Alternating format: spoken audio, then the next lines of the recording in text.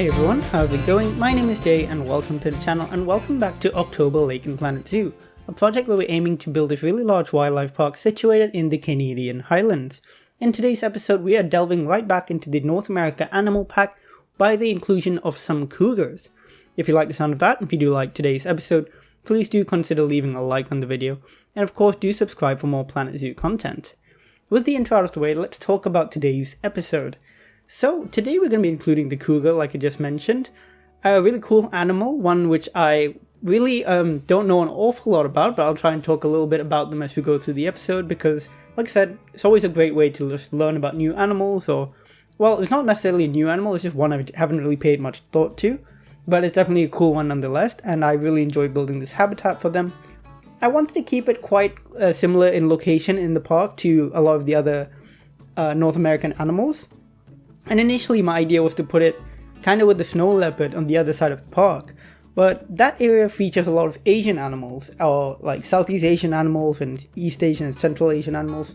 So the cougar really didn't feel like it would fit there, so I thought there's a lot of area up here above where the otters are, and kind of close to where a lot of these other animals are, which are South American and North American, both of which are locations the cougar is found in. It's found in both South and North America, and historically I believe even in prehistoric times they have ranged across both those areas, so definitely an animal that I think fits better in this location. So I just found this kind of area up there, flattened it out, removed the foliage, put some stairs in place. Of course, between episodes or in the next episode I'll be working on adding some more disability friendly access as well, so either a pseudo lift or some ramps to get people up there a bit easier, probably a lift. There's a lot of pseudo lifts kind of around the park. We don't have real lifts of course in the game, but just adding them I think adds a bit more interest anyways, and it's, you know, hopefully we get a lift mechanic or something like that in the future. I think that'd be quite cool, but I think this works for now. The stairs themselves don't go up too high, they actually just go up a little bit, and this area is kind of right above where the otters are and where the anteater is, which I almost completely forgot we actually made an anteater habitat. It's probably one of the most low-key habitats in the park, but it's really nice to see it and just be reminded like, oh, we have anteaters, that's pretty cool. Anyways, I spent this initial bit just kind of setting up the stairs and really getting this initial bit ready for building the habitat up there.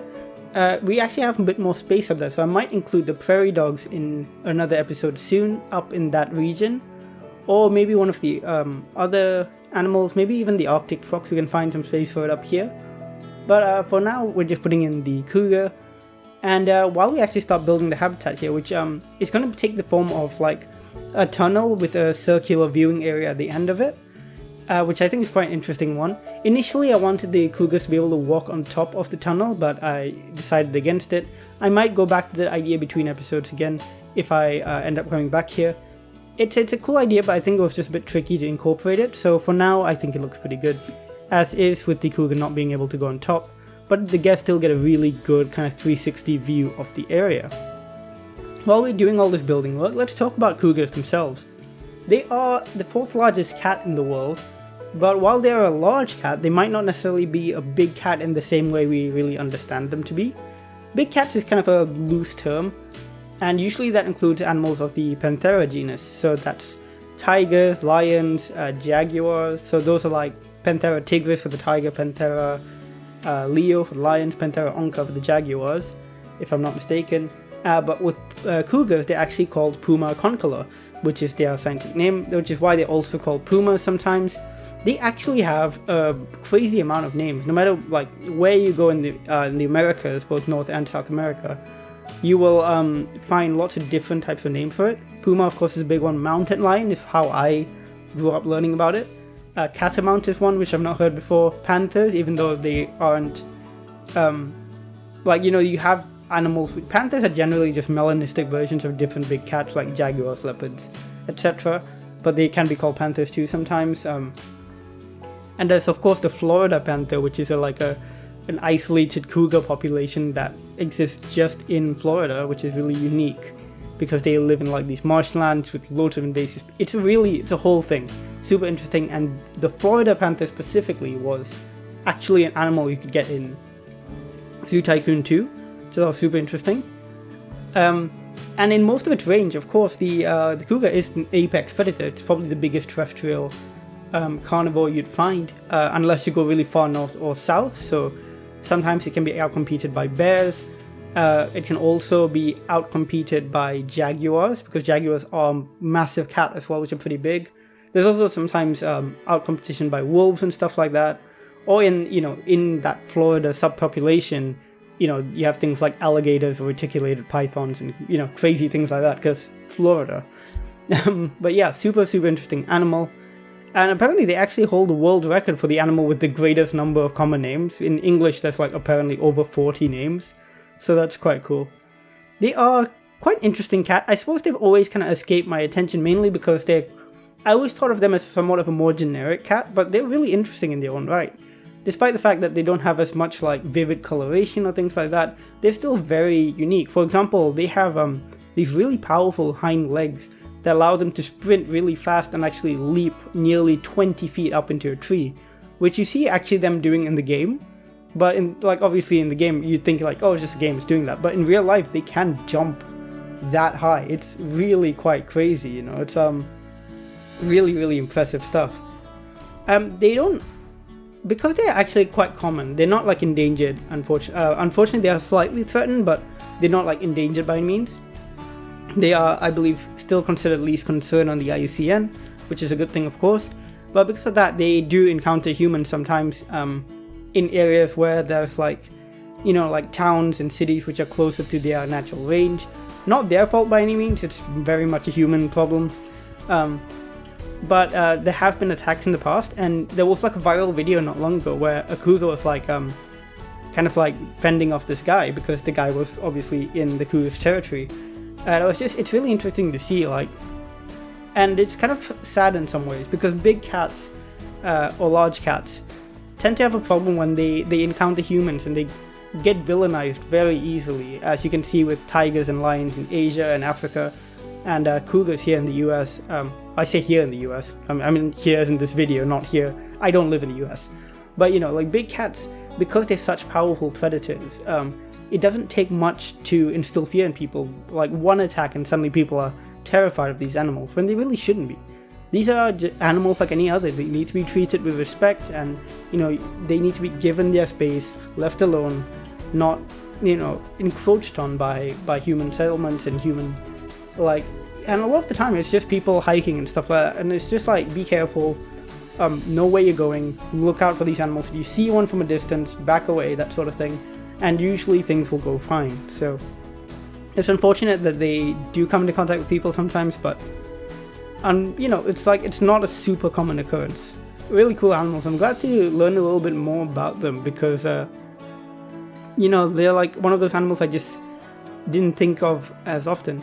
One really cool thing I learned about them is that they can actually hybridize with leopards, which is really interesting because they actually have two different genuses. They can form something called a puma bird, puma and leopard hybrid. So it's just they're very unique. You can see some taxidermied specimens in some museums. We have some here in the UK, I believe, in the Tring Museum. There's a taxidermied specimen of a puma bird. And I believe these hybrids are, of course, infertile. And hybrids like this among cats are not like uncommon. You have things like ligers, of course. But yeah, hybrids are always fascinating to me, because they really blur the line between what is and isn't a species, and what is and isn't synonymous with each other. So it's just super interesting, I think. And not much information is really out there on puma birds. I believe it's only ever happened a few times. But yeah, just interesting to think about, really. Anyways, I hope you enjoy learning a few random facts about the cougar or the puma. Really interesting animals. It's nice to learn a little bit about them when I usually don't think an awful lot about them. And on screen, we've been building up this habitat. I made a climbing structure for them, made that little tunnel, and putting in some just enrichment items here and there now. And then, of course, I'll dapple this whole area with lots and lots of foliage, and it ends up looking quite nice, I think. Really fills in the area quite well. And it blends in with the rest of the park too. I was really worried, like, if I started building up into these slightly more isolated areas, that it would feel somewhat like too like it would stand out too much, but I think it ends up working quite well. I still have to do a lot of work in terms of like putting rocks on the cliffside and stuff to make it all blend in a little bit more. And on the other side of this, of course, I need to do some prep work before we make a prairie dog habitat and stuff. And over here you see finally the return of my beloved faux rocks, which I haven't used for ages. But it's really nice to bring them back again in small amounts here. I really wanted this area to feel a little bit like an empty riverbed, which kind of fits because in the base map of this, there's actually some water located up here, which I removed when I built the habitat, and I just put in that little area there. So I like to think that this was an empty riverbed that they built this habitat in, so it's got lots of like really interesting features like the two raised sides and the hollowed out middle with all these rocks, and it works really well for the animal. They can really explore this area, lots of space for them to climb on. They can actually access the tops of all the rocks as well, and they even climb up a lot of these trees, these Scots pines I believe. They climb up them all over the place. We've got some ponderosa pines as well. And it's really cool. I love how much these animals climb as well in the game. It's really, really interesting to see. Anyways, that's pretty much it for today's episode. We are coming quite quickly up to the end now with me just kind of sprucing up the area with lots of foliage, and I'll just build a very quick staff area in a second. Oh, I actually do some drin grass work, which, you know, I've been doing loads of ever since we got that pack. So I'm looking forward to it.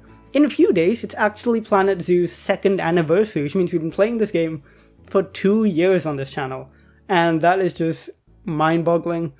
But it isn't at the same time because, God, this game basically got me through the first half of, like, the pandemic. You know, like, I woke up every morning, played Planet Zoo. It kept my mind basically sane, and it was really nice to have this really wholesome experience to detract from the craziness that there was out there in the world. And over the past couple of years, it's been really nice having everyone, you know, watch along, play the game as well, and it's been nice to be part of this community. It's a really wholesome community, and one I've really enjoyed being a part of. And, you know, here's to 2 more years, or however many more years, you know.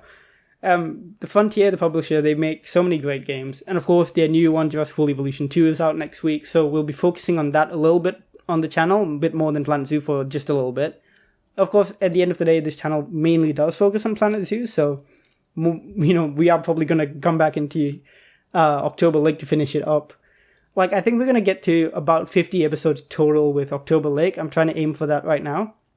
So 9 more episodes to finish this up, and then who knows what the projects we'll tackle. 2 years of Planet Zoo, you know, and we only ever finished 2 parks. Well, you know, fingers crossed we finish October Lake, but if that's the case, we only ever finished 2 parks, so got plenty more time, plenty more opportunities to build more and experience more and really, really, like, delve into this game in all sorts of great ways. So I'm looking forward to the future and seeing what Planet Zoo has to offer, you know?